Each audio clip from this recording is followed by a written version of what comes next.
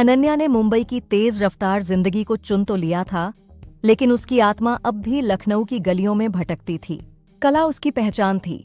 Painting, कविता और दिल के टुकड़ों से बनी डायरी उसकी दुनिया थी। पहली बार जब वो ख्याल कैफे गई तो वहां एक कोना था जहां दीवार पर शेर लिखा था, हर धड़कन में बस एक नाम हो तेरा, हर खामोशी में एक पैगाम हो तेरा। उसके नीचे किसी का नाम नहीं था, बस एक दस्तखत, आर्य। वहीं कैफे के उसी कोने में उसे एक लड़का बैठा मिला, चश्मा, एक डायरी और एक अनजानी उदासी। तुमने लिखा है ये? हाँ। वो जो नहीं कहा जा सका उसे लिखना पड़ा। आर्य एक कवि था, पर उसकी कविताएं किसी एक के लिए थीं, एक अधूरी मोहब्बत के नाम। अनन्या ने अपनी कॉफी की चुस्की लेते हुए मुस्कुराकर कहा, तुम्हारे लफ्ज किसी की धड़कनों की आवाज लगते हैं। वो मिलने लगे, हर हफ्ते उसी कोने में। आर्य सुनाता, अनन्या महसूस करती। वो पूछती, जिसके लिए ये सब लिखा है वो अब भी तुम्हारे पास है? आर्य चुप हो जाता। नहीं, वो खामोश हो गई, पर उसकी खामोशी आज भी मुझसे बातें करती है। अनन्या को नहीं पता था कि वो इस दर्द में क्यों डूबना चाहती थी, लेकिन आर्य की गहराई उसे खींच रही थी।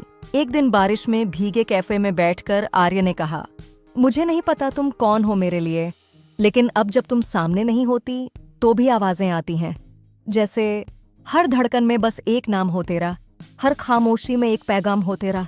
अनन्या की आंखें नम हो गईं। मुझे लगता है शायद मैं भी किसी की खामोशी बनना चाहती हूँ, लेकिन मोहब्बत कभी सीधी नहीं चलती। एक दिन अनन्या को आर्य की डायरी में एक पुराना स्केच मिला। उस पर एक नाम लिखा था, मीरा। ये वही है ना जिससे तुम आज भी मोहब्बत करते हो? आर्य ने सिर झुकाया।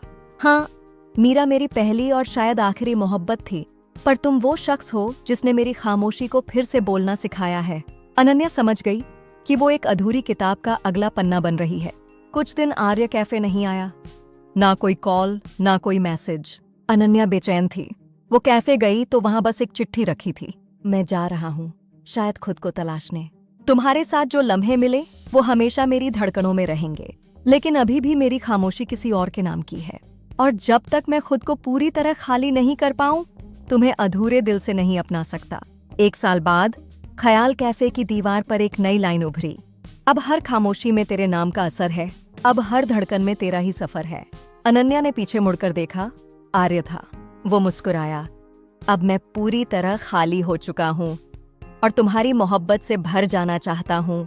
अनन्या की आंखों में वही सुकून था जो आर्य की कलम ढूंढती थी। अनन्या ने मुंबई की तेज रफ्तार जिंदगी को चुन तो लिया था, लेकिन उसकी आत्मा अब भी लखनऊ की गलियों में भटकती थी। कला उसकी पहचान थी। पेंटिंग, कविता और दिल के टुकड़ों से बनी डायरी उसकी दुनिया थी। पहली बार जब वो ख्याल कैफे गई तो वहां एक कोना था जहां दीवार पर शेर